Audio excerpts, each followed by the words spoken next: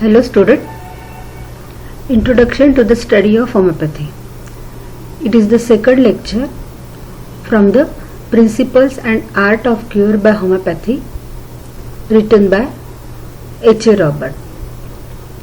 In this lecture, previously we learned the principal concept of homeopathy and how being a homeopathic physician, how you should be firm and stable to the principle of and law of homeopathy. In last lecture we learned that why we should rely on the fundamental law, because these are remain firm and intact, isn't it? This quality of the fundamental law is very important, and these are all natural law, and therefore these are firm. And yes, it is this foundation of homeopathy based on the sound rock of natural law. In this we explain the importance why one should rely totally on the principle of the principle and law of homeopathy. That is, it is a very foundation of homeopathic practice. As it is a foundation of homeopathic practice, that means your each and every prescription totally according to the principle of homeopathy, then you would be a successful homeopath. You can able to restore sick to health. In previous lecture we learned regarding the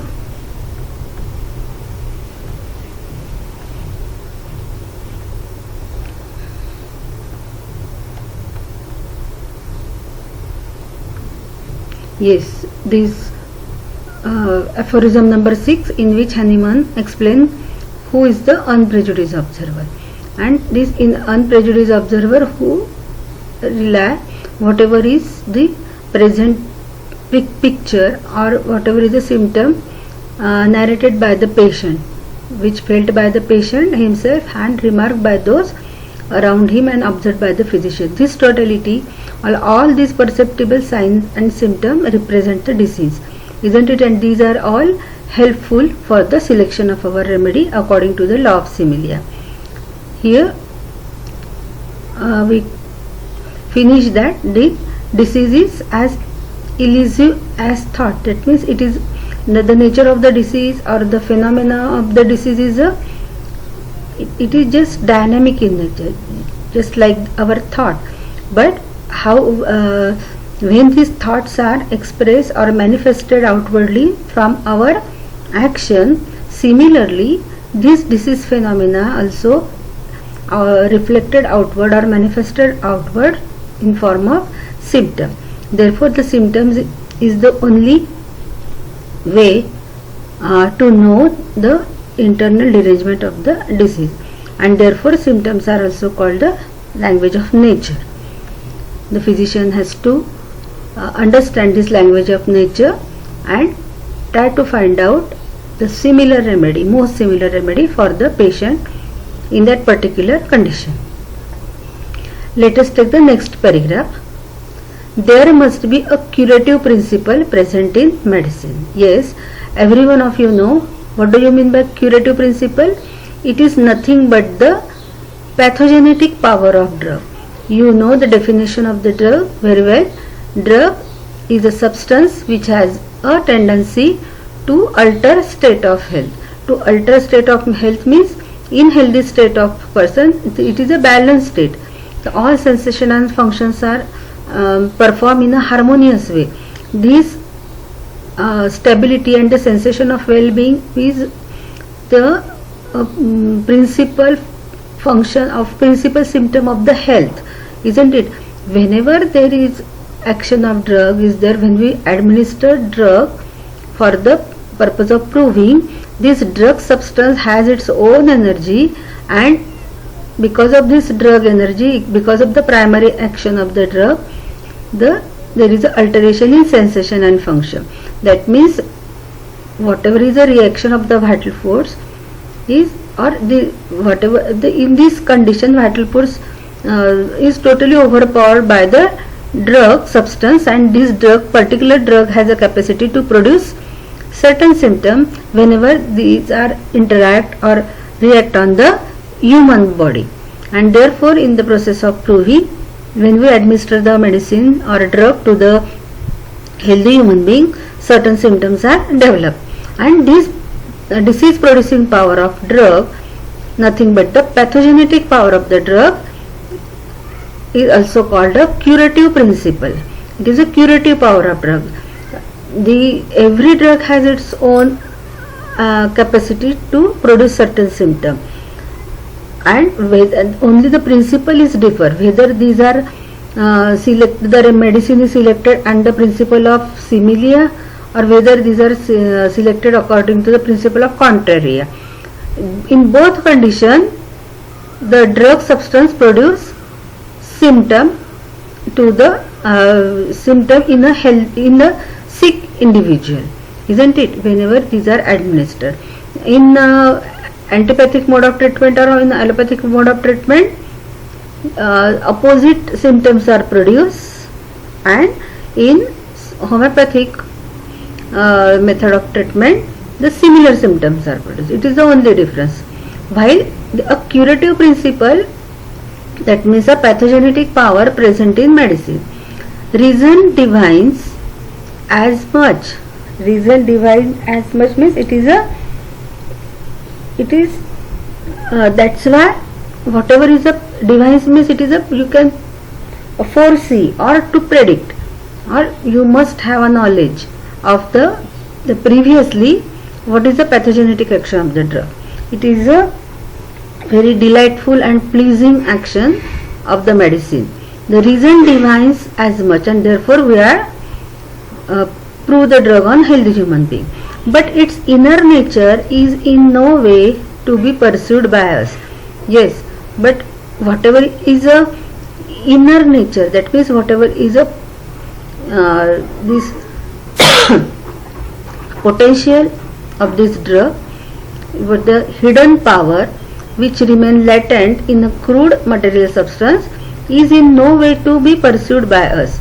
Its mode of expression and its outward effects alone can be judged by experience. Yes, whatever is the action of the drug, particular drug substance, we can only know through its, whenever these are react with the human being, whenever these are react to the healthy human being, or whenever these are react to the individual or the living body, you can say human body, and then you can judge by experience. And by the application of these particular drug substance frequently or in many cases, with this experience of the action of the drug substance, you may confirm regarding the action of the drug substance. Therefore, whatever is the curative power of the principle, you may know through the drug proving experiment of the drug proving as well as the clinical trial.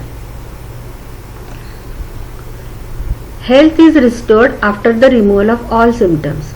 Then and for the only then it is all disease removed. Yes, whenever we call the restoration of the health, yes, the removal of all symptom, then only then it is all disease removed.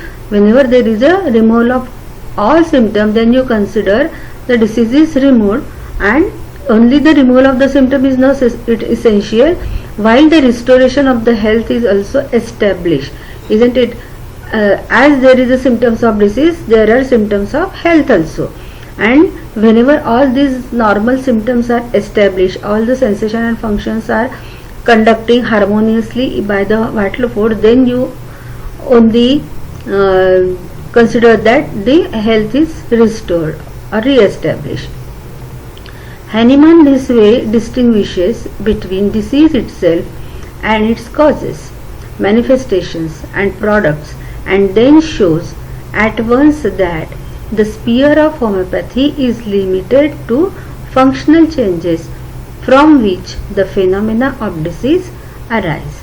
Yes, and for the treatment of the disease, how Hahnemann established the homeopathy as a very successful therapeutic method, Hahnemann this way distinguishes between disease itself and its causes. Yes, Hahnemann described the phenomena of disease, how disease, the dynamic disease force deranged the dynamic vital force, and how this internal derangement of the vital force manifested outwardly in form of symptom, that is a manifestation, and product means it is the ultimate, it is the end result of the disease, and how this disease disease force or disease process finally land on a very typical pathological changes in every individual person. These ultimates or the result of the disease, these are very peculiar to individual, which indicate their miasmatic pattern also, and these are all important for the diagnosis of miasm also. That is this end product, that is a pathological changes, and then shows at once that the sphere of homeopathy is limited. Then after treating n number of cases, finally Hahnemann come to the conclusion that the sphere of homeopathy is limited. That means it is very limited sphere to the functional changes. Yes, homeopathy can very well change or very well treat the functional changes. That means it does not mean that the pathological changes are not treated by homeopathy, but there is a very limited scope, isn't it? Because the proving of drug is not conducted to such an extent that the pathological or the irreversible pathological changes are developed in human being, because these are the healthy people, and we don't want to sacrifice their lives, isn't it? Therefore our drug proving is only limited to certain limit. We have a certain limit for the drug proving, and therefore there is also limitation of our treatment, because our treatment is totally depend on the scientific measures. It is very much scientific. Then we must have, or we have a knowledge of the pathogenetic power of the drug beforehand, and on this basis we select the medicine according to the knowledge of materia medica. Therefore which medicine produce the certain type of pathological or irreversible pathological changes, these are not included or it is not confirmed by the proving. Still it is in clinical proving or in some clinical practically, whenever any drug may cure the certain irreversible changes or certain pathological changes, then you can confirm it, isn't it? While generally this Hahnemann assert that homeopathy is limited to the functional changes from which the phenomena of disease arise. Yes, this phenomena of the disease arise from the functional changes, then the structural changes. Thus homeopathy operates only in the dynamic sphere. Directly, homeopathy has nothing in common with the physical cause or product of disease. Yes, homeopathy operates only in the dynamic sphere which is the automatic, autocratic, and this dynamics, that means that specifically at the mental and physical level, isn't it? Directly homeopathy has nothing in common with the physical cause or product of disease. That means homeopathy does not deal with the common or whatever is a common symptom of the disease, a physical cause, and the product of that is the pathological changes, but secondarily it is related. While it is not directly, or the homeopathic treatment or the selection of remedy is not at all concerned with the common symptom of the disease or the common physical cause of the disease and the ultimates or the pathological changes of the disease, while it is secondarily it is related. Yes, but it is whenever we select the medicine according to the symptom similarity of the totality of the symptom which we which we make from the functional changes or from this mental sphere or the physical sphere. All these symptoms are collected and we select a medicine. This most similar remedy has the ability to cure all these ultimates of the disease also, and it is a miracle that yet we are not concerned at all about the pathological changes. These are all cured, isn't it? Here is the place where surgery may have its function. Yes, whenever the gross pathological changes are there, yes, you can recommend your patient for the surgery, because surgery is the there is a limitation of homeopathy, and surgery is the only answer for this pathological growth, or you can say the any other irreversible changes are occurred. Yet many of the tangible effects may remain. Yes, here is the place where surgery may have its function. When say in certain surgical condition, in surgical diseases, in case of surgical diseases, after the surgical treatment, some very obvious, you can say tangible means it is you can perceive, or any actual some effects may remain behind. Then you can cure all these you can say the whatever is the remnant symptoms, you can cure with your suitable remedy. If these effects are too far advanced, they may be removed. If this is not done, it stands to reason that the best effect of the remedy will not be realized. But we must differentiate between the cause of disease and the ultimates of the disease. They stand at opposite end of the scale. Yes, the cause of the disease is at the beginning, then the cause of the disease, then the development of the disease, development of the symptom at the mental sphere, then the physical sphere, and then the particular level, and lastly the ultimate, that is the pathological changes occur, and therefore it is the beginning and it is the end of product of the disease. While these ultimates are not primarily within the range of similia, yes, we already discussed that this ultimate, that is the pathological changes, obvious pathological changes, are not in the realm of homeopathic treatment. It is not primarily within the range of similia, and therefore not the objective of the homeopathic treatment. Yes, we already discussed the reason why it is not in the range of similia, because proving is not conducted to such an extent that which danger the or threaten the life of the drug, threaten the life of the prover, and that's why you have to stop your drug proving after certain limit, and therefore that is a limitation, and therefore the objective, it is not the objective of homeopathic treatment. The morbid process from which they arise or to which they lead is under the control of homeopathic medication. Yes, but rest of the disease phenomena and the symptoms from beginning to the up to that point, the pathological changes are developed. That means the functional changes or the irreversible or the reversible pathological changes, these are under the control of homeopathic medication. This medication may control and retard the development of the pathological conditions.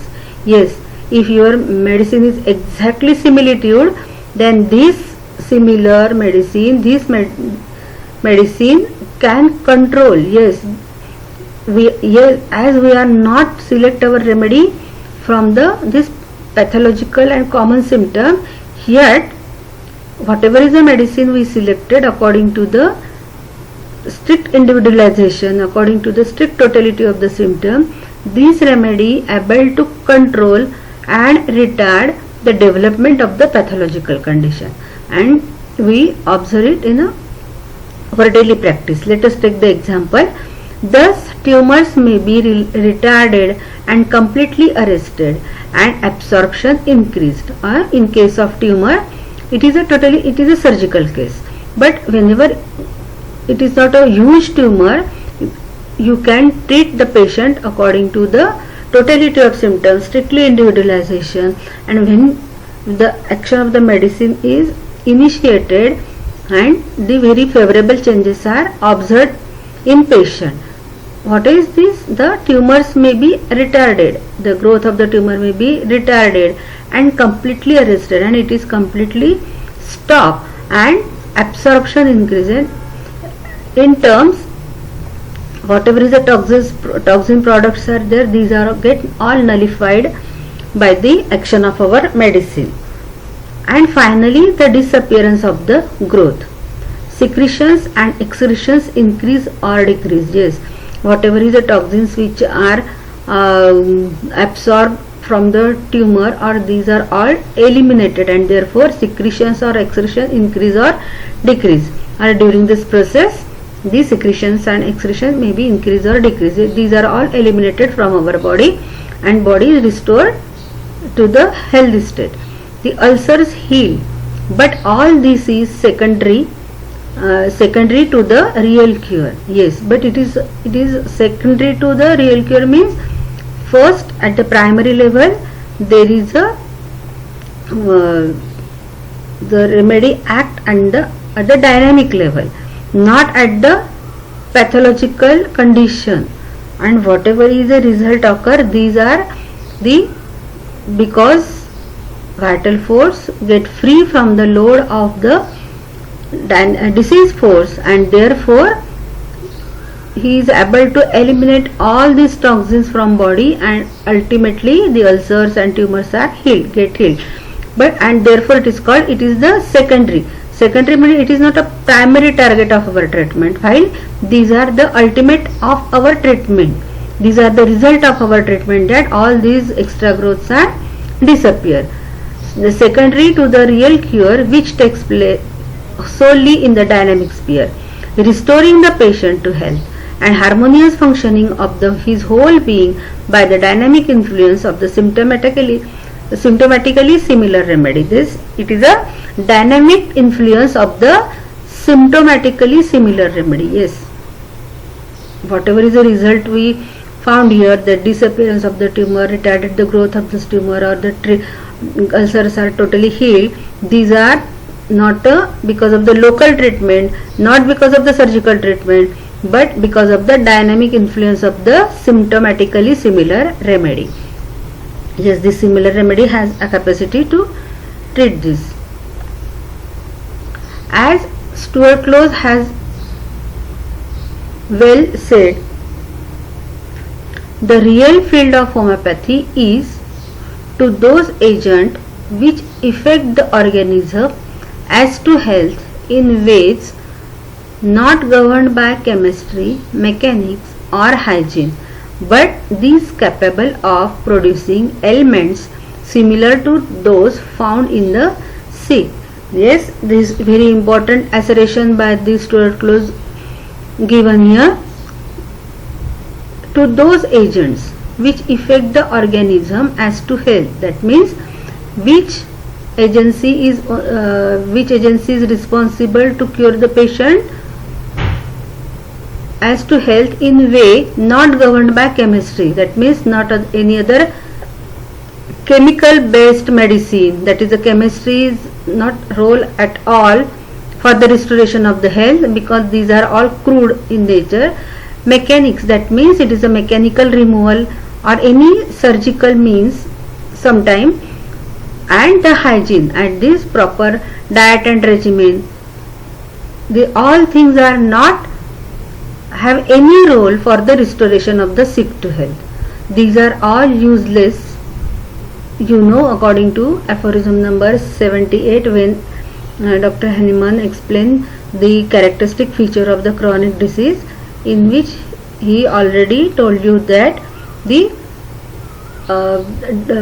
vigorous energy of the vital force, as well the diet and regimen not able to remove this miasm. Yes, that means miasm, it is a disease. That means, therefore, Swartloth assert that this chemical medicine, chemical based medicine, any mechanical treatment or any type of hygiene, or that is a proper diet regimen, or any type of exercise also, these are not able to restore the sick to health, but only those capable of producing elements similar to those found in the sick, while the only similar medicine which has the ability to produce the similar type of elements, that is the symptoms, in the sick, yes, these are only able to restore sick to health. That is only the law of similia according to the medicine which are prescribed according to the law of similia. Finke has shown that in the development and growth of the child, much can be done to make this symmetrical, for it is closely related to the law of assimilation. Here the laws of similia have preeminence, for the child is peculiarly under the influence of the laws of action and reaction as applied to the action of the similar remedy in its development and growth. Yes, here another example given by him, that is the Finke. Finke, who is Finke? Have you know? The Finke was one of the very most important and significant scientists in Denmark during 17th century. He was a very well known mathematician and astrologer, while he is a great physician also, and that's why his assertion is very much important.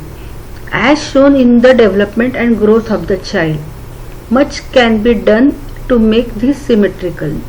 This means this is symmetrical development of the child. That is what symmetrical means, not right and left, isn't it? While the mind and physical, isn't it? So mentally and physically well developed child, if you want a well developed child, that is symmetrical development, for it closely related to the laws of assimilation. Yes, this proper development of the any child or human being, this proper assimilation of the all other nutrients is essential.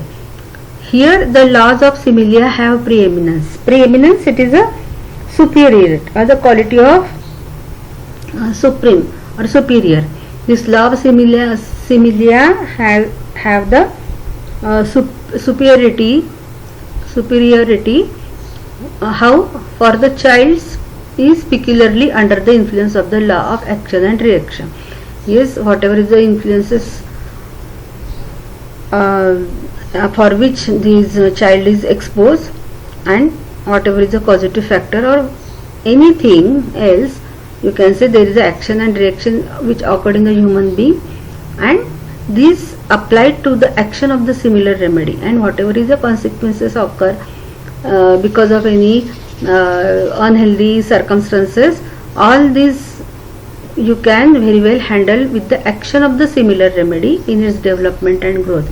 And by this similar application of the similitude or the most similar remedy, we can re-establish the harmony of the body. You can improve the assimilation power of the body, and it is ultimately resulted into very symmetrical growth of child. That means this application or the homeopathic medicine, these are a very important role in development of child. The homeopathic principle is not used in another field of what might be called extreme emergency, but rather we use what may be called a principle of palliation. Yes, here there is a limitation of homeopathy. He explained that homeopathic principle is not used in another field of what might be called extreme emergency. Just in extreme emergency, there is a very much limitation of the application of similar medicine. Why? We will discuss later. Here the extreme emergencies, where the you can say the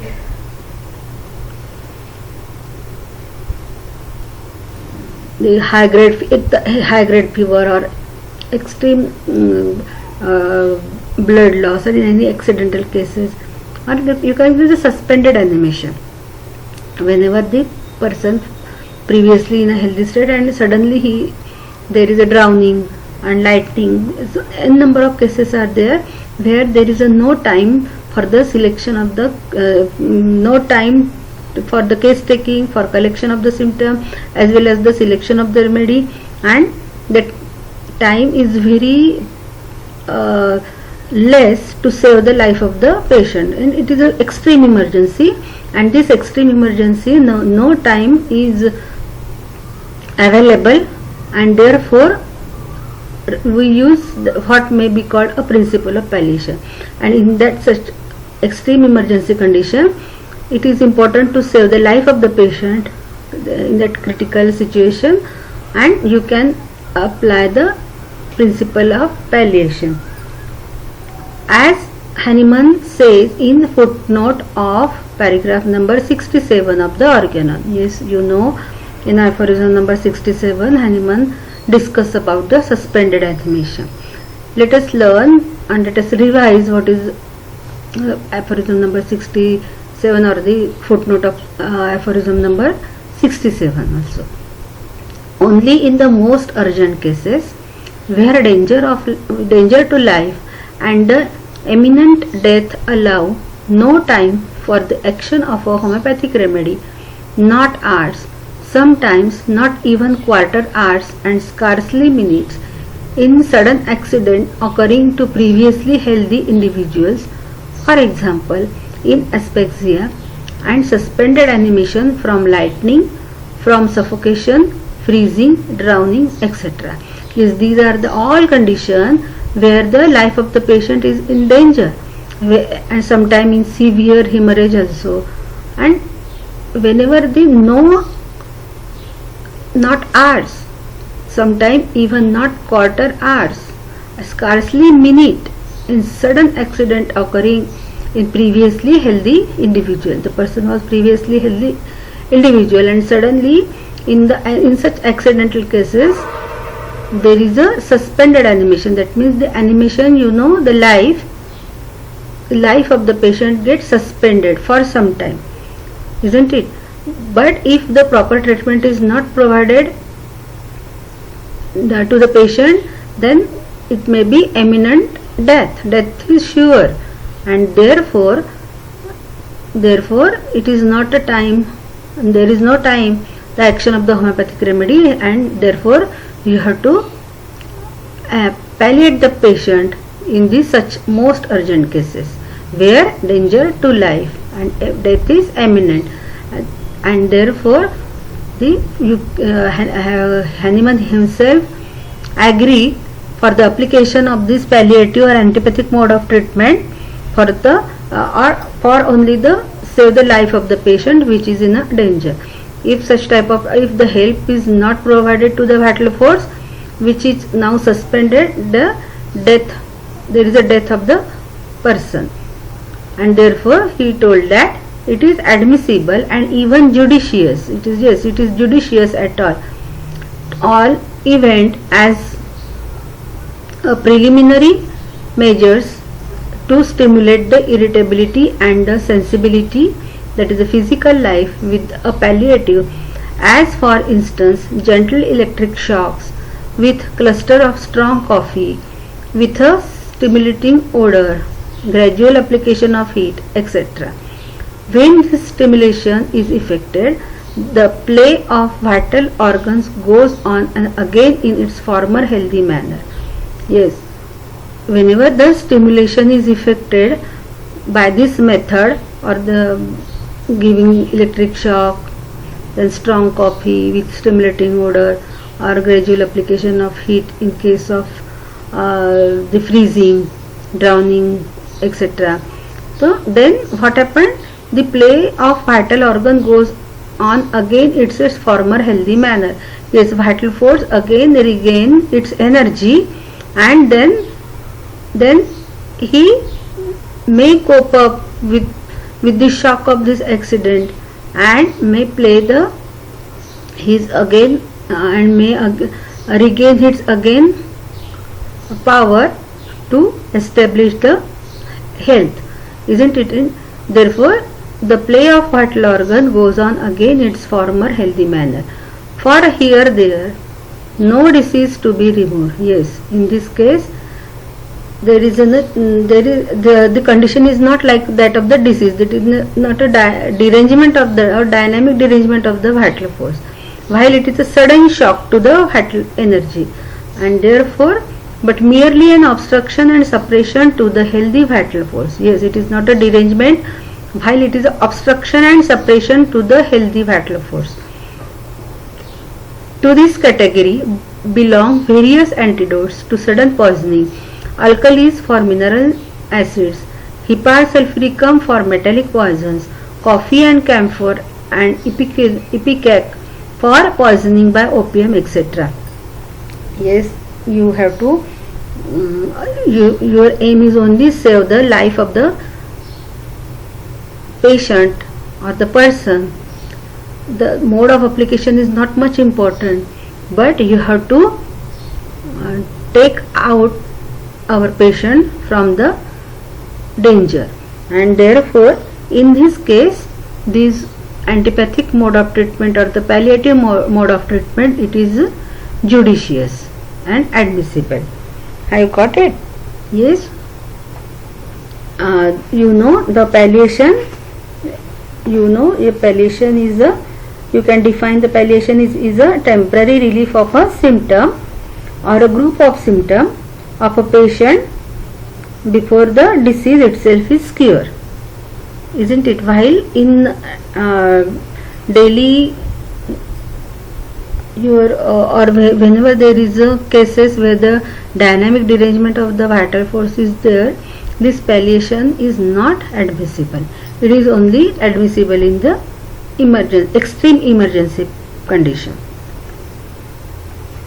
Even in emergencies, however, we may find the indications for the homeopathic remedy just as clear cut as antipathic means would be, and if we can read these indications, even here the action of the potentized remedy will be more rapid and far more gentle in its restorative power than would be the case if stronger measures were taken. Yes, the another aspect of the for the emergency cases is also there. Even in emergencies there is an indication for the selection of homeopathic remedy. Even in emergencies, however, we may find the indications for the homeopathic remedy just as clear cut as antipathic means.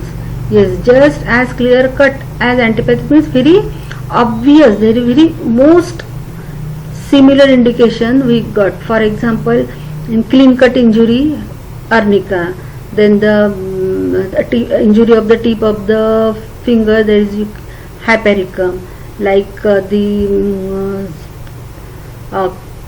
pin injury you can say, or the history of thorn injury in heel, foot injury, you can select lead impulse.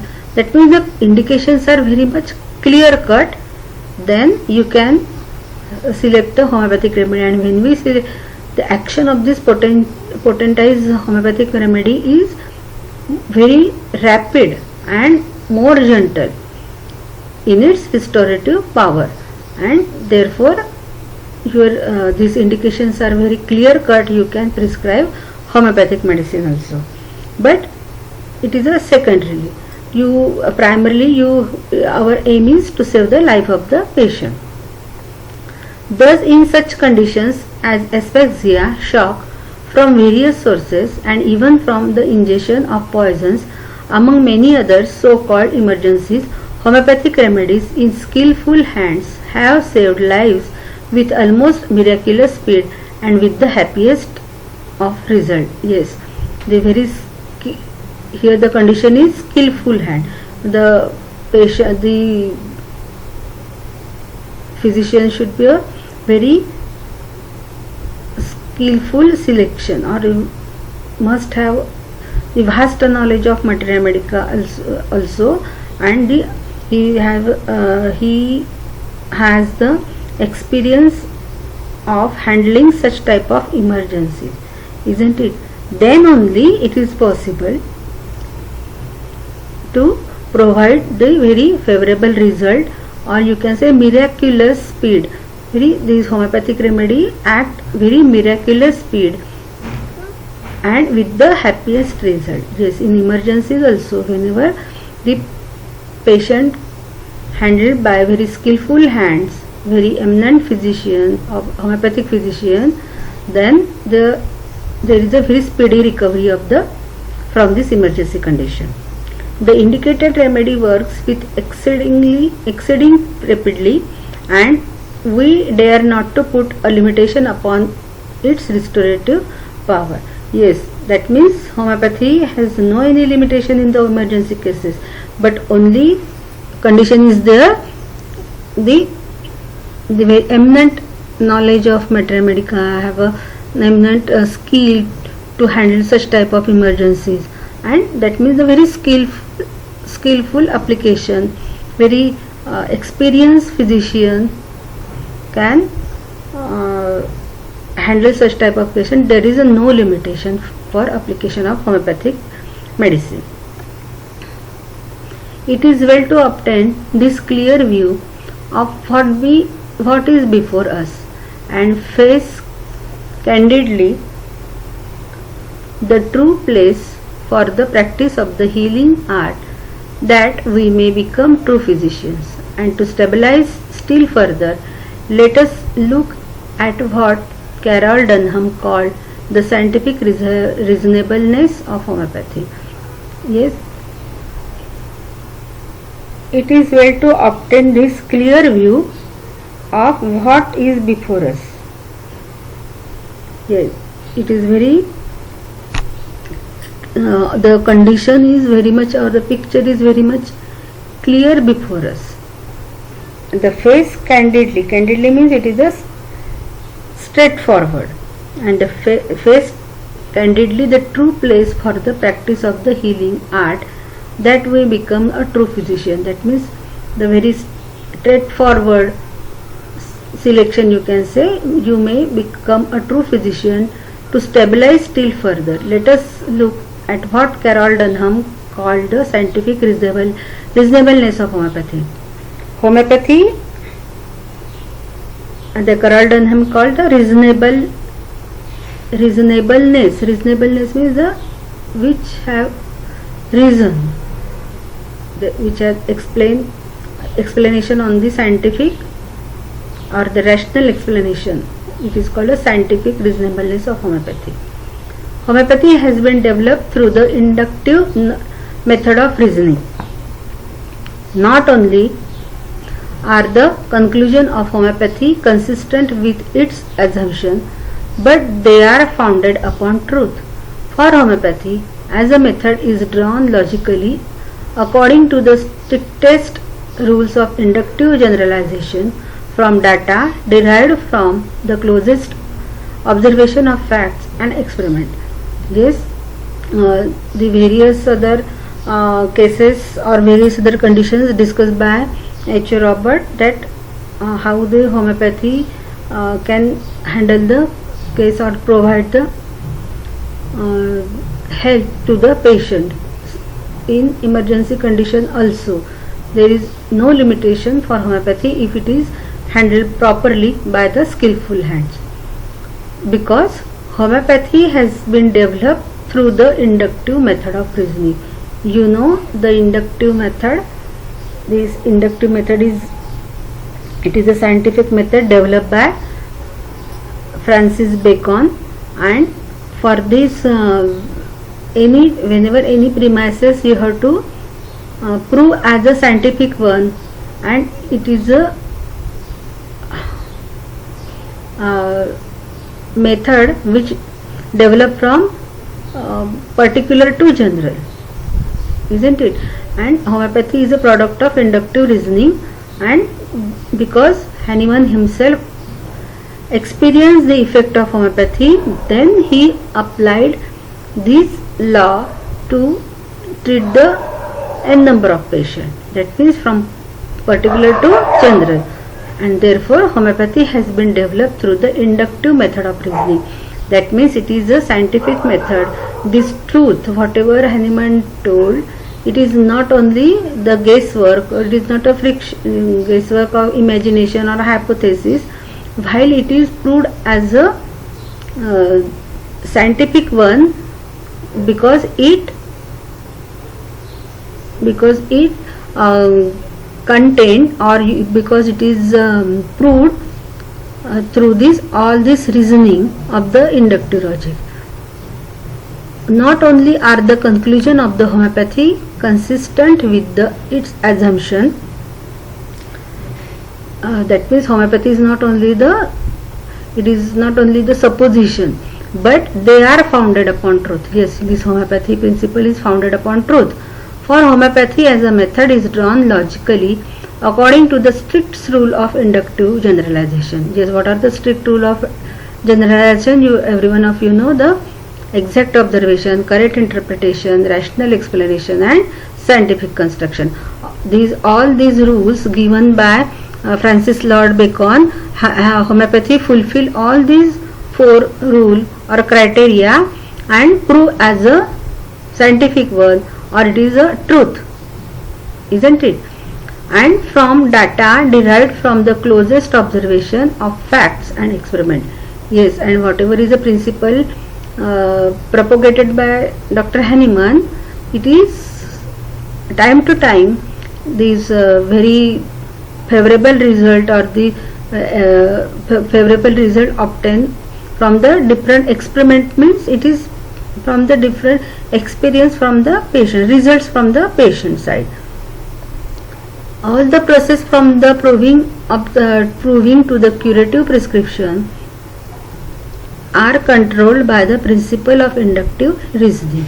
Yes, all the process from the proving to the curative prescription. Yes, means the various other mechanisms which are applied in homeopathy from proving to curative prescription are controlled by the principle of inductive reasoning. Everything, that is the case taking, then the analysis and evaluation, then synthesis, then the totality of symptom, individualization of the symptom, then selection of remedy, selection of potency, then repetition of the doses.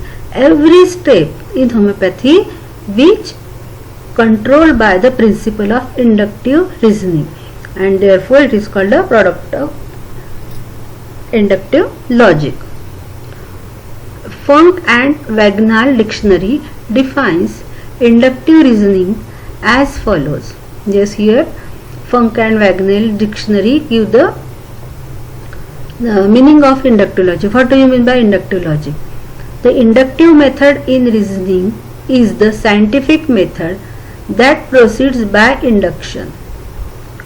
It requires exact observation, correct interpretation of the observed facts with a view to understanding them in relation of each other and their causes. Yes, this correct interpretation, it is very important thing. That means whatever you observe, which the very exact observation is there, then you must have an ability to interpret it with the relation of each other and their causes, isn't it? This explanation of this observation in very correct way. Then third is a rational explanation. Rational, yes, it is which is acceptable by our brain, you can say. It is acceptable by our mind. It should be a very scientific one. It should not be a guesswork or any other type of fiction, imagination or hypothetical work, but it is a very scientific explanation of the facts by referring them to their real cause or law. Then by taking the examples of from other sciences, so from chemistry, physics or any other sciences, so you can take the help of the another fraternity for this explanation of your law or truth.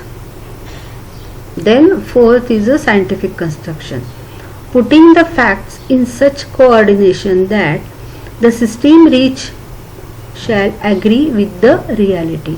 This scientific construction is very important, because the whatever you desire to put this principle as a fact in such a coordination that system reach shall agree, then everyone should be agree, and it every time it should be proved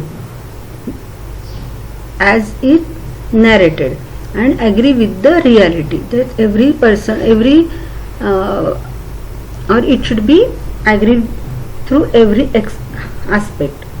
Then these are the